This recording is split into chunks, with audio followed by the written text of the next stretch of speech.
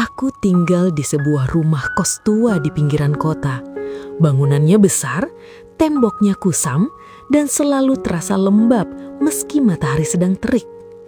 Pemilik kos itu dipanggil semua penghuni dengan sebutan ibu. Usianya sekitar 50-an, wajahnya tenang, bicaranya lembut. Tapi ada sesuatu dari sorot matanya yang sulit dijelaskan, seperti menyimpan rahasia panjang. Sejak pertama tinggal di sana, aku sering mendengar suara aneh di malam hari. Suara langkah kaki kecil berlari di lorong, tawa liris seperti anak kecil, lalu bunyi koin berjatuhan entah dari mana. Awalnya, aku mengira itu hanya halusinasi karena kelelahan. Tapi kejadian itu terus berulang, terutama setiap lewat tengah malam. Beberapa penghuni kos juga mulai mengeluh. Uang sering hilang tanpa jejak. Dompet yang diletakkan rapi di lemari tiba-tiba kosong. Tidak ada tanda-tanda pencurian, pintu terkunci, jendela tertutup rapat. Anehnya, kejadian itu hanya terjadi di kos ini. Suatu malam, aku terbangun karena mendengar suara tangisan bayi dari arah dapur. Tangisannya pelan, lirih, tapi jelas. Padahal setauku, tidak ada anak kecil di rumah kos ini. Dengan perasaan campur aduk antara takut dan penasaran, aku membuka pintu kamar perlahan. Lampu dapur menyala redup. Di sana, aku melihat ibu duduk di kursi kayu tua, menggendong sesuatu yang dibungkus kain jarik. Gerakannya lembut, seperti seorang ibu yang sedang menenangkan bayinya. Aku bersembunyi di balik dinding, mengintip dengan jantung berdegup kencang. Ibu membuka sedikit kain itu. Seketika tubuhku gemetar. Yang ia gendong bukan bayi manusia. Wajahnya kecil, telinganya runcing, matanya hitam pekat berkilat. Tubuhnya keriput seperti orang tua, tapi ukurannya sekecil anak balita. Makhluk itu menempel di dada ibu, menyusui dengan lahap, sesekali mengeluarkan suara cekikikan aneh. "Iya, pelan-pelan, Nak," bisik ibu, seolah sedang menenangkan anak kandungnya sendiri. Aku hampir jatuh pingsan, kakiku terasa lemas. Tanpa sadar, aku menginjak papan kayu yang berderit. Suara itu membuat ibu menoleh cepat ke arahku. Matanya menatap lurus, tajam, seakan tahu aku ada di sana. "Kamu belum tidur?" tanyanya pelan. Aku tidak sanggup menjawab. Tubuhku kaku, lidahku keluh. Makhluk kecil itu berhenti menyusu dan menoleh ke arahku. Senyumnya lebar, memperlihatkan gigi kecil yang runcing. Sejak malam itu, hidupku di kos berubah. Setiap kali aku pulang larut, aku merasa diikuti langkah kaki kecil. Uang sakuku semakin sering berkurang meski aku tak membelanjakannya. Di malam hari, aku sering bermimpi dikejar makhluk kecil itu, tertawa sambil membawa kantong uang. Ibu tetap bersikap ramah seperti biasa, menyapaku, menanyakan kabar, bahkan sesekali memberiku makanan. Tapi kini aku tahu, di balik senyum lembutnya ada sesuatu yang dipelihara dengan kasih sayang yang tak wajar.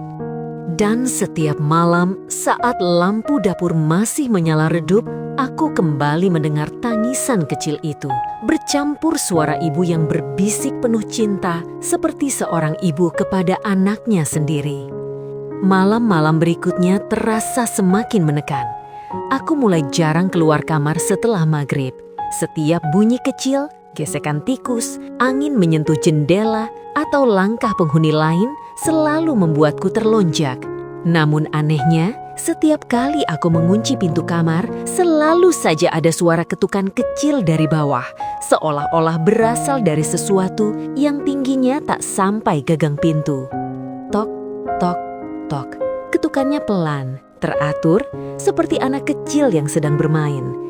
Saat aku memberanikan diri mengintip lewat lubang kunci, lorong terlihat kosong. Tapi aroma anyir bercampur bau susu basi samar-samar tercium, membuat perutku mual. Suatu pagi, salah satu penghuni kos mendadak pindah tanpa pamit. Kamarnya kosong, tapi lemari dan kasurnya berantakan. Di lantai berserakan koin receh, sebagian lengket oleh cairan putih kental yang sudah mengering. Ibu membersihkannya sendiri sambil bersenandung pelan. Wajahnya tetap tenang seolah tak terjadi apa-apa. "Kok cepat pindah?" tanyaku memberanikan diri. Ibu tersenyum. Katanya dapat rejeki di tempat lain. Senyumnya membuat bulu kudutku berdiri. Sejak itu, aku mulai sering melihat bayangan kecil berlari di sudut mata, di tangga, di dapur, bahkan di dalam kamar mandi. Pernah suatu kali, saat aku mencuci muka, dari pantulan cerminku lihat sosok kecil berdiri di belakangku. Kepalanya miring, matanya menatapku tanpa berkedip. Begitu aku berbalik, tak ada siapapun, hanya suara cekikikan yang menghilang ke arah plafon. Puncaknya terjadi pada malam Jumat. Listrik kos tiba-tiba padam. Gelap menyelimuti seluruh bangunan.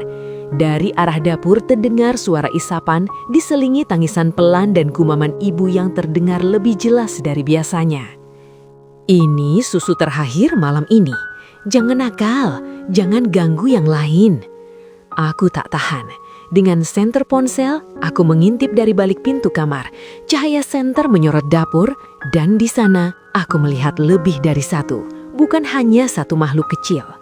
Ada 3, mungkin 4. Mereka duduk melingkar di lantai, tubuhnya kurus, kulitnya keriput, masing-masing memegang koin dan benda-benda kecil milik penghuni kos. Ibu duduk di tengah mereka, dadanya terbuka, menyusui satu persatu dengan wajah penuh kasih sayang. Salah satu dari mereka menoleh ke arahku, matanya menyipit, lalu tersenyum lebar. Ia berdiri dan berjalan tertatih ke arah lorong, meninggalkan jejak kaki basah di lantai. "Kamu belum tidur?" Suara ibu kembali terdengar, kali ini lebih dingin dari biasanya. Pintu kamarku tiba-tiba bergetar, seperti ada sesuatu yang menggedor dari luar dengan tangan kecil tapi keras. Suara cekikikan itu kini tepat di depan pintu, bercampur bisikan lirih. "Bagi rezeki, bagi rezeki." Aku memeluk lutut di sudut kamar, menahan napas. Sementara ketukan kecil itu semakin cepat, semakin keras, seolah tahu aku ada di dalam dan tak akan pergi kemanapun. Pagi itu kos terasa sunyi tidak seperti biasanya. Tidak ada suara langkah kaki kecil, tidak ada tangisan, bahkan dapur yang biasanya berbau aneh kini bersih dan terang. Dengan sisa keberanian, aku keluar kamar. Lorong terlihat lengang. Pintu kamar ibu terbuka sedikit. Di dalamnya kosong. Lemari tua terbuka, kasur tipis terlipat rapi, dan di sudut ruangan hanya tersisa kain jarik lusuh serta botol susu yang sudah mengering. Tidak ada tanda-tanda ibu, seolah ia tak pernah tinggal di sana. Para penghuni lain berkumpul, saling bertanya dengan wajah pucat. Uang mereka kembali utuh di tempat semula, tapi perasaan lega itu bercampur ketakutan yang sulit dijelaskan. Pemilik baru kos datang sore harinya. Katanya bangunan itu sudah lama kosong. Tidak pernah ada perempuan setengah baya yang menjadi ibu kos. Bahkan menurut warga sekitar, rumah itu dulu ditinggalkan karena pemiliknya menghilang secara misterius bersama sesuatu yang dipeliharanya. Aku pindah hari itu juga. Namun hingga kini setiap kali membuka dompet dan menemukan koin receh yang tak kuingat asalnya, aku terdiam. Kadang, di tengah malam yang sunyi, aku masih terbangun oleh mimpi tentang tawa kecil dan suara bisikan lembut seorang ibu. "Ibu di sini, jangan takut." Dan aku tahu, apapun yang pernah disusui dengan kasih sayang yang salah, tidak benar-benar pergi. Semoga kisah ini menjadi pengingat bagi kita semua untuk selalu berhati-hati, menghargai makhluk lain, dan memperkuat iman agar tetap selamat di dunia maupun akhirat. Apabila kamu suka dengan kisah-kisah mistis, kamu bisa subscribe channel ini agar tidak ketinggalan update kisah-kisah berikutnya. Terima kasih dan sampai jumpa.